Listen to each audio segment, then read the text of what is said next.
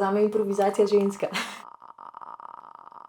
Koliko je v oči bodeča ta neprisotnost žensk.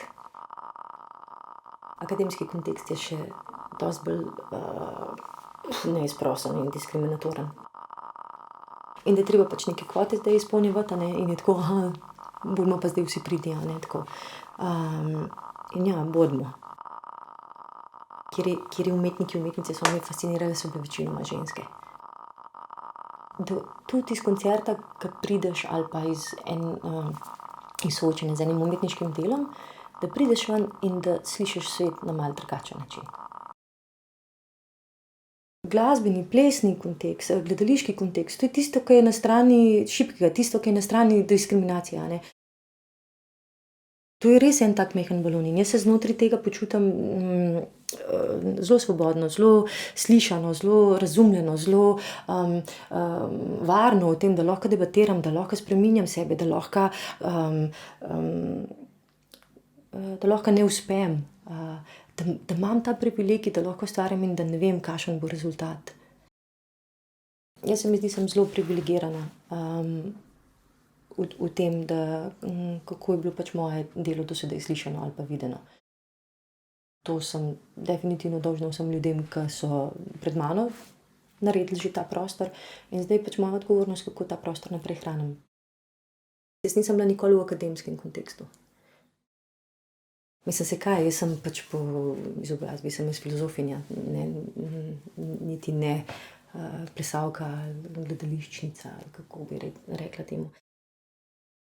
Sama kakorkoli, seveda se ukvarjam z glasom, pa imam lahko različne kontekste od performerskega ali pa gledališkega ali pa glasbenega, ampak delam z impulzi telesa. Pač meni je čisto jasno, da je večinoma to, kar jaz počnem, težko poslušljivega. Ko se glasu dotaknem samo kot zvočnost, si hiter, histeričen, čuden, monstruozen. Srečanja z drugimi ljudmi naredijo, zato ker me nekako presenetijo in nekako mi dajo en drug način poslušanja, gledanja tega, kar jaz počnem.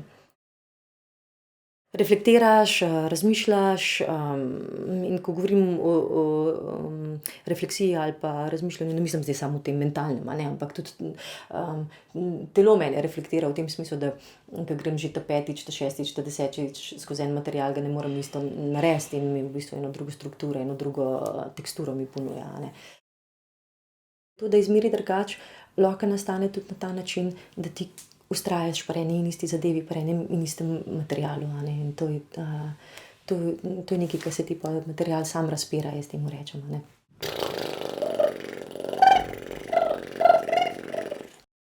Se večkrat soočam s tem, da mislim, da nekaj vem, pa potem pridem v en drug kontekst, pa to, kar vem, tam ne velja.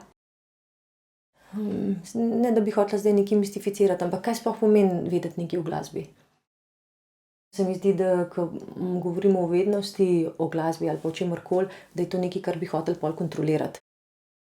Vsi probamo, ko delamo, pač priti do nečesa novega. Enega sodobnega pogleda, niti ne sodobnega materiala, ampak samo sodobnega pogleda na v bistvu na nekaj, kar pa obstaja že toliko dolgo časa, nekaj drugega, Kako znotraj enih kontekstov je neki material nov.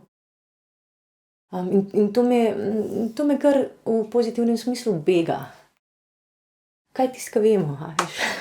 Tako, sorry, danes imam en tak dan, mi bo po moje skozi šlo na jok. Ampak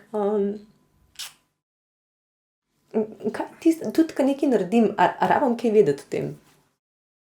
In mogoče nas ne bi smele te stvari tako, mene osebno zdaj zase govorim, tako begati, da kaj ene stvari v enem kontekstu pomenijo, kaj pa v drugem, ampak samo da in da se lahko dopolnjujejo. Velikokrat, ko se pogovarjamo o enih kontekstih, to je tam, to je tule, to je na ta način, in potem v bistvu razdružujemo, Mogoče bi bil en tak drugačen dialog lahko, kako se, kako pač skupaj stvari grejo. A se to lahko ven izrezal?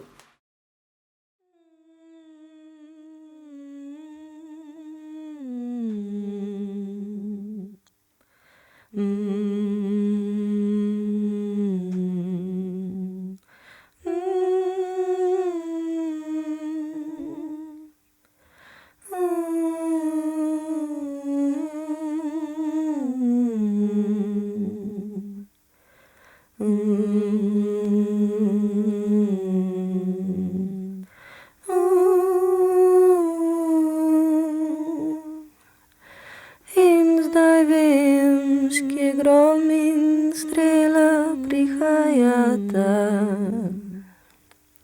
sta otroka dežja, medtem ko se oblaki ljubijo.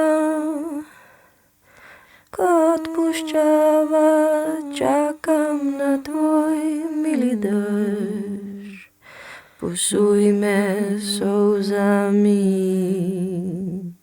v obljubi se v njih stopim. In zdaj vem, skje grom in strela prihajata, sta otroka dežja, medtem ko se oblaki ljubijo.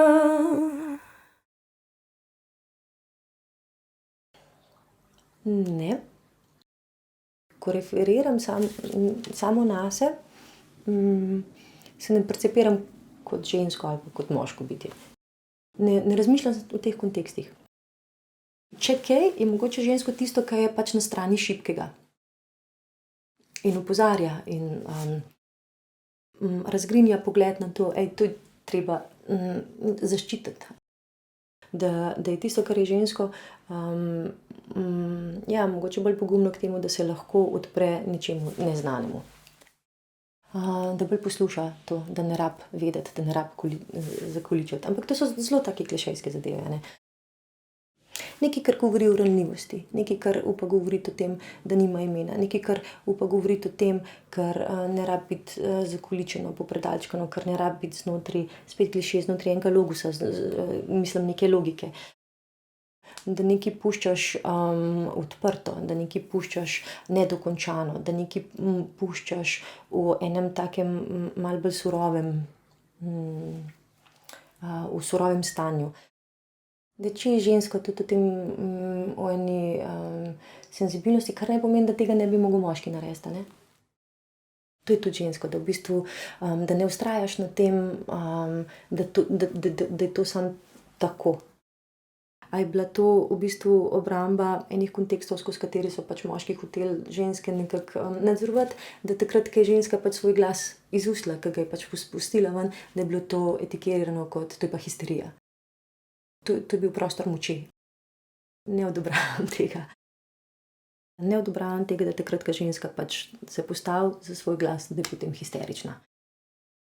Se spomnim pri prvem projektu Kaprica, ne, je bilo že v samem procesu veliko teh vprašanj, a se ne bojim, da bom izpadla histerična.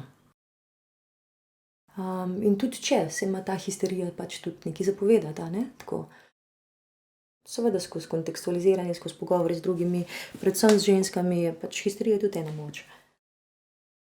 Saj je že Freud vedel, da histerija ne pripada ženskemu, a ne, da so moški tudi histerični. Tako smo vzgojeni, a ne, da en spol je lahko občutljiv, je lahko senzibilen, lahko se emocionalno izraža oziroma se mora emocionalno izražati, drug spol se pa ne izraža na ta način, a ne. In to se vidi v delu, to se vidi v izdelkih. To je mogoče en besednjak, ki ga nek moški umetnik pač ne bi uporabljal, da se znotraj svojega dela z enimi emocionalnimi pokrajinami ukvarja, a ne. Nimam občutka zdaj, da bi bilo to, kar počnem, bolj ženstveno, saj na način, kako se ukvarjam s tem, se mi zdi, da je dosti bolj moško. Zanimivo to, da sem lahko moška, pa jaz rečem, zakaj pa? Ja, zato, ker se tako odločaš, pa tako greš za stvari, pa tako pa mi tako, samo zaradi tega me to dela moško, zato, ker se odločam, pa ker grem za stvarmi, a ne. Lahko rečem, da so pač ti moški, s katerimi delam, da so feministke, da so pač na strani ženskega, a ne. Da slišijo to, da podpirajo to.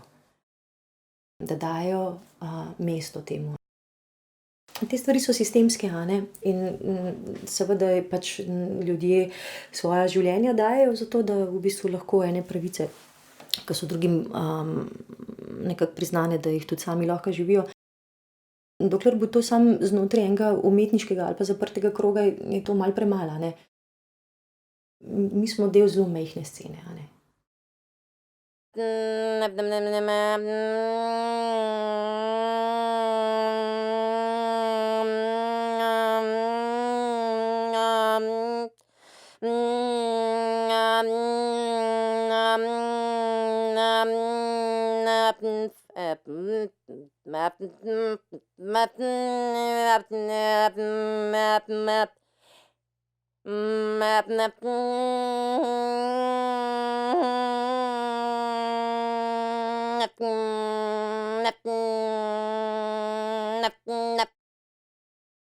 Ta boj ali boj, to je spet moška beseda,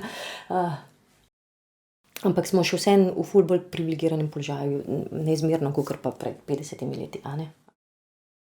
En tak drobec v zgodovini je, ko imamo ženske pač ali volilno pravico ali pa svoje mesto, da v bistvu se počutim svobodna s svojim telesom, da me ni sram, da ga ne zakrivam, da samo zaradi tega, ker se pač počutim dobro v svojem telesu, da nisem etikirana kot lahkoživka, 3 pikce, a ne. Več generacij pred mano so se pač obnašale na moški način, zato ker to je bil način, da je pač ta moška stran to slišala. Ta boj je zato, ne da pol pozabimo, saj mi smo tudi fajterice. Ja, itak, da smo, saj to je bilo že od nekdaj.